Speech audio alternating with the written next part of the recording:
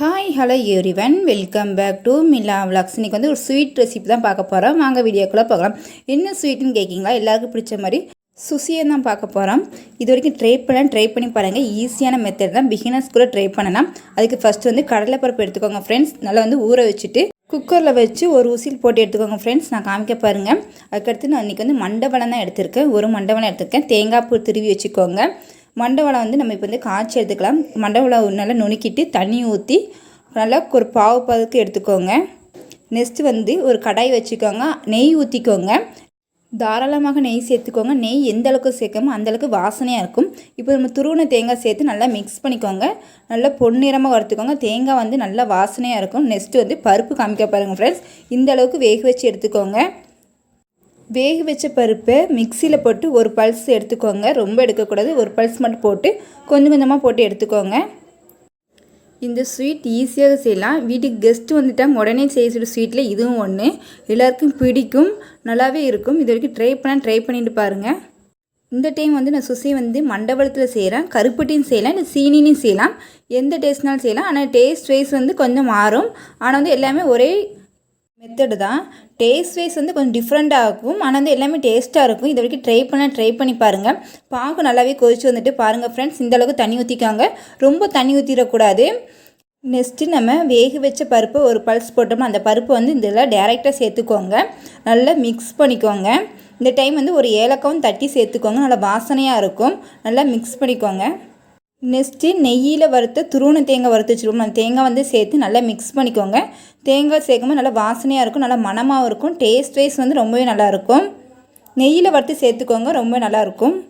Next சுக்கு சேர்த்துக்கோங்க, தட்டி சேர்த்துக்கோங்க. எல்லாத்தையும் மிக்ஸ் பண்ணிக்கோங்க. நான் காமிக்க பாருங்கள் ஃப்ரெண்ட்ஸ். இந்த அளவுக்கு இருக்கணும். மண்டபம் சேர்க்கும்போது தண்ணி ரொம்ப சேர்த்துடக்கூடாது. அதுக்கடுத்து வந்து நம்மளுக்கு இப்படி வராது. சுசியம் வந்து பூரணத்துக்கு வந்து நல்லா இருக்காது. இந்த அளவுக்கு சேர்த்துக்கோங்க. நெக்ஸ்ட்டு கடலை மாவு சேர்த்துக்கோங்க. எந்த அளவுக்கு வேணுமோ அந்த அளவுக்கு சேர்த்துக்கோங்க. நான் 4 ஸ்பூன் கடலை மாவு சேர்த்துருக்கேன். 2 ஸ்பூன் கார்ன்ஃப்ளவர் மாவு சேர்த்துக்கோங்க. சால்ட்டு சேர்த்துக்கோங்க. எல்லாத்தையும் தண்ணி ஊற்றி நல்லா மிக்ஸ் பண்ணிக்கோங்க. இந்த டைம் வந்து தண்ணி வந்து ரொம்ப கேர்ஃபுல்லாக ஊற்றணும். ரொம்ப லிக்விடாக இருக்கணும்.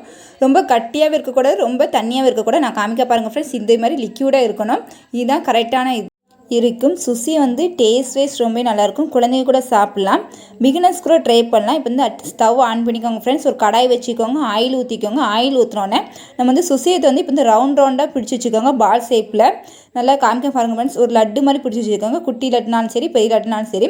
நான் வந்து இந்த டைம் வந்து குட்டியாக செய்கிறேன். குட்டியாக செய்யணும்னா குழந்தைங்க வந்து நல்லா விருப்பமாக சாப்பிடுவாங்க. அதை வந்து இந்த பாலை வந்து லிக்விடில் முக்கி அப்படியே ஆயிலில் போட்டுக்கோங்க. நான் காமிக்க பாருங்கள் ஃப்ரெண்ட்ஸ். 2வது டைம் காமிக்க பாருங்கள்.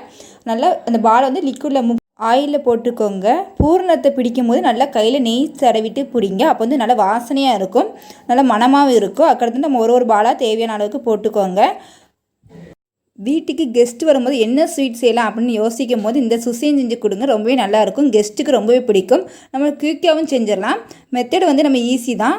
அதுக்கடுத்து ஒரு பாலாக போட்ட பிறகு கோல்டன் கலராக ஃப்ரை பண்ணிக்கோங்க ஃப்ரெண்ட்ஸ். திருப்பி போட்டு கடையில் கிடைக்கிற சுசியத்தோட வீட்டில் செய்யும்போது ரொம்ப சாட்டிஸ்ஃபேக்ஷனாக இருக்கும். எனக்கு ரொம்பவே பிடிக்கும்.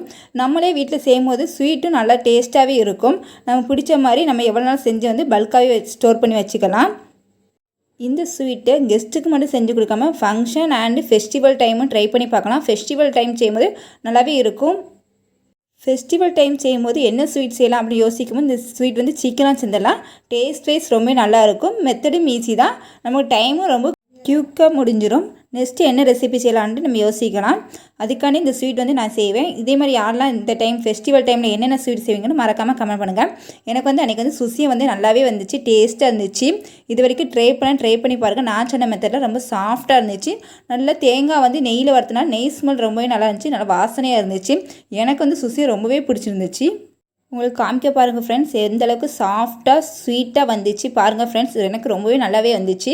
நான் சொன்ன மெத்தடில் ட்ரை பண்ணி பாருங்கள். இந்த வீடியோ பிடிச்ச லைக் பண்ணுங்கள், ஷேர் பண்ணுங்கள், கமெண்ட் பண்ணுங்கள், சப்ஸ்கிரைப் பண்ண மறந்துடாதீங்க. தேங்க்யூ ஃபார் த வாட்சிங்.